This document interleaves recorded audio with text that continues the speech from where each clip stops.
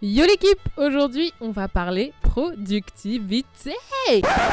Productivité, productivité, productivité, productivité, productivité, productivité, productivité, productivité, productivité. Du calme, du calme, du calme, du calme, du calme. Aujourd'hui, je vais te partager 3 astuces dont on ne parle pas ou peu quand on parle de productivité. Mais avant toute chose, 2 petits rappels. Déjà, être productif, ça veut pas dire faire 872 000 trucs dans la journée. La productivité, c'est juste faire ce que tu as à faire de façon efficace. Ensuite, deuxième chose, je veux pas que la productivité, tu le ressentes comme quelque chose qui est obligatoire. Comme tout le monde parle de ça, tu te sens obligé de devoir faire plein de choses dans ta vie. Non, être productif, j'ai l'impression que c'est un peu, voilà, une légende. En mode tous les jours de ta vie, tu es super productif et si t'es pas productif tous les jours de ta vie, bah t'es jamais productif en fait. Alors que pas du tout. Il y a des jours où tu vas être hyper efficace et il y a des jours, bon, tu seras un petit peu plus mou. Ça m'arrive aussi. Et franchement, s'il y a un jour où tu fais rien et que tu passes la journée à manger des gâteaux, c'est pas très grave. Si ce jour-là, t'avais besoin de repos, c'est que t'avais besoin de repos. Être productif, c'est être efficace. Et pour être efficace, il faut être reposé, il faut être dans le bon état d'esprit. Et il y a des jours où juste, bah t'arrives pas quoi. Et c'est pas grave. J'aime être productive et je travaille sur ma productivité parce que j'adore avoir plein de projets à droite à gauche. C'est un peu moi, j'aime bien avoir plein de choses qui se passent. J'ai pas le choix du coup d'être productive si je veux pouvoir réaliser mes projets. J'ai une motivation extérieure qui est pas juste être productive, c'est je suis productive parce que je veux pouvoir réaliser tous les projets que j'ai envie de mettre en place. Et ça aussi c'est important d'avoir un objectif précis derrière. Genre faut pas être productif juste parce que ça fait bien. Faut être productif parce que ça te permet, je sais pas, de débloquer du temps pour faire d'autres choses ou avancer plus vite vers tes objectifs. Genre vraiment il faut qu'il y ait une raison à la productivité et que tu fasses pas juste ça par mode. Parce que flemme. Maintenant que j'ai dit ça, je te présente mes 3 tips. Alors le premier tips, c'est la completion list. Je crois qu'en français ça s'appelle liste de complétion, mais c'est moins stylé. Et en plus si t'es développeur, ça peut t'embrouiller. Donc moi je préfère appeler ça la to-do list à l'envers. C'est pas hyper sexy non plus. En fait, je t'explique. Dans une to-do list classique, tu te réveilles le matin, tu te fais une liste des choses que tu as à faire et dès que tu as fait une de ces choses, tu coches. Bam, c'est satisfaisant de cocher un truc, top. Le problème arrive quand parfois tu n'arrives pas à faire tout ce qu'il y a sur ta liste. Et quand tu n'arrives pas à compléter ta to-do list, ça peut te laisser ce sentiment d'inachevé. Enfin, t'es pas satisfait de toi-même parce que tu te dis j'ai pas réussi à faire tout ce que j'avais prévu. Alors ça veut peut-être dire que t'as mis trop de choses dans ta liste, peut-être. Le fait que tu n'aies pas fini cette liste, je sais pas, au fond de toi, ça va donner un petit peu un sentiment un peu négatif quoi. T'as l'impression que tu vas accumuler du retard et avoir du retard, c'est commencer à se dire comment je vais faire, machin, et c'est le stress qui arrive, les angoisses. Ma mèche de cheveux veut pas. Les angoisses, etc., etc. On ne veut pas de ça. Hein. Moi, j'ai dit 2020-2021, les crises d'angoisse, c'est terminé. Pour changer ça, je te propose de tester la liste inversée. C'est-à-dire que tu vas commencer avec une feuille blanche. Et tu vas avancer dans ta journée normalement. Et dès que tu vas finir une tâche, tu vas la noter sur ta feuille. Mais les tâches, ça peut être des petites choses. Hein. Ça peut être, je me suis lavé les dents, hein, tu vois. Tu peux aussi écrire, j'ai sorti la poubelle. Tu peux écrire, j'ai fini le chapitre 3 de sciences.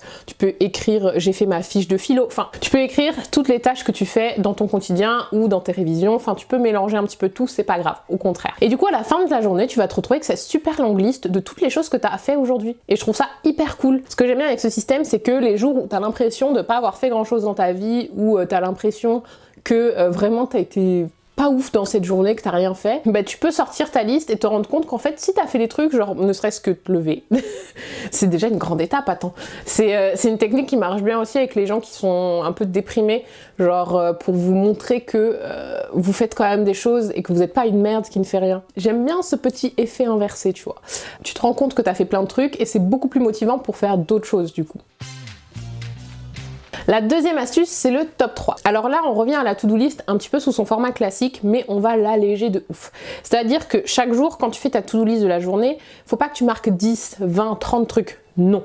Choisis parmi celles-ci les 3 choses les plus importantes à faire dans ta journée. 3. Pas plus. Un top 3, un podium, appelle-les comme tu veux, juste 3. Vraiment, j'insiste sur juste 3. Et on s'en fout que la tâche en question soit longue ou courte. Faut juste que ce soit une tâche précise. Marque pas un truc comme réviser l'allemand, tu vois. Non, faut que tu marques réviser le chapitre temps d'allemand ou réviser le vocabulaire de tel jour d'allemand. Et dans ta tête, il faut que tu te dises qu'à partir du moment où ces 3 tâches sont accomplies, ta journée est réussi et rempli, que tu as fait ta part de travail. Le fait d'avoir que 3 tâches, ça met moins de pression, c'est beaucoup plus atteignable, tu te démotives moins face à juste 3 choses à faire que face à une liste de 20-25 choses, tu vois. En fait, ce qui est très cool, c'est de combiner le top 3 et la liste inversée.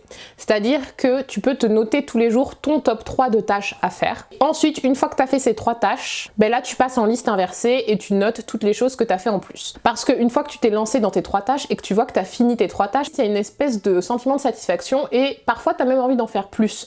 Donc du coup, si tu combines ton top 3 avec la liste inversée, bam, tu deviens une boule de productivité. En gros, une fois que tu as fait ton top 3, 2 choix s'offrent à toi. Soit tu arrêtes ta journée et tu chill, soit tu es dans un bon mood et tu te dis ben, je vais continuer à travailler parce que j'ai bien commencé et je noterai au fur et à mesure en liste inversée ce que j'ai fait.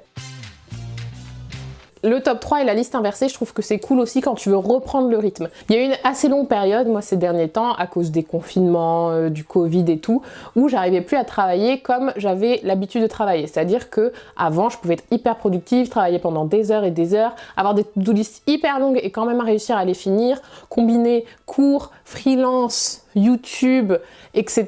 Genre j'arrivais très bien à faire ça et je sais pas, le confinement ça a un peu cassé le truc et je me sentais plus motivée comme avant.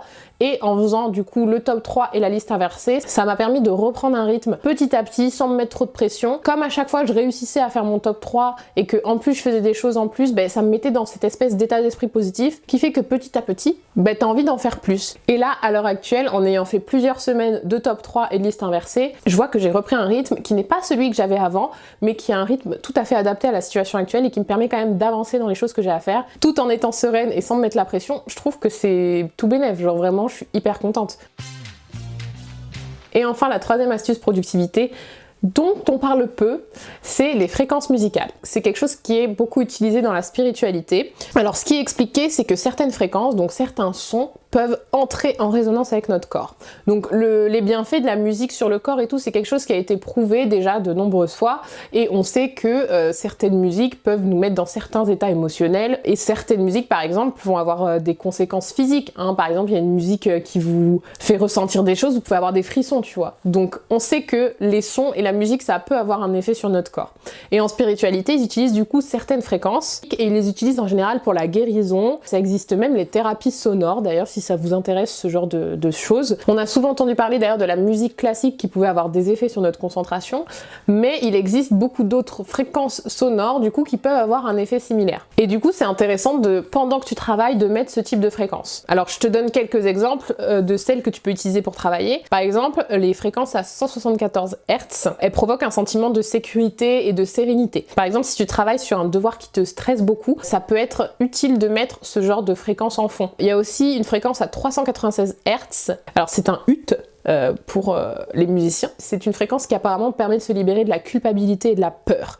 Si tu veux travailler sur un projet de business, par exemple, si tu veux monter ton business, ce genre de fréquence va t'éviter de te dire non, ça marchera jamais ou j'y arriverai jamais, etc. Alors je t'afficherai d'autres fréquences à l'écran et je te ferai un résumé en barre d'infos. Évidemment, pour trouver ce genre de musique qui utilise ces différentes fréquences, tu peux taper sur YouTube fréquence pour la concentration, fréquence pour la productivité, fréquence pour la créativité et du coup te mettre ça en fond quand tu travailles. Et bien évidemment, je te mettrai les fréquences et quelques exemples de vidéos en barre d'infos. Mais voilà, c'est un truc que j'ai trouvé qui était assez original. Ça allait un peu au-delà de écouter de la musique classique. Non, c'est pas juste écouter de la musique classique, c'est juste que il y a certains sons qui résonnent dans notre corps. Un peu comme quand tu mets de la musique à côté d'un verre d'eau et tu sais que le verre d'eau il bouge un peu, tu vois.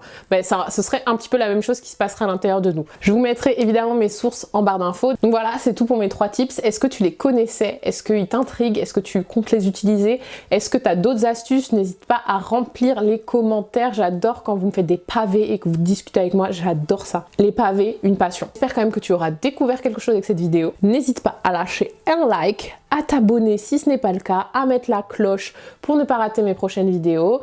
On se retrouve tout de suite sur Instagram et la semaine prochaine sur YouTube. Voilà, c'est tout. Ciao!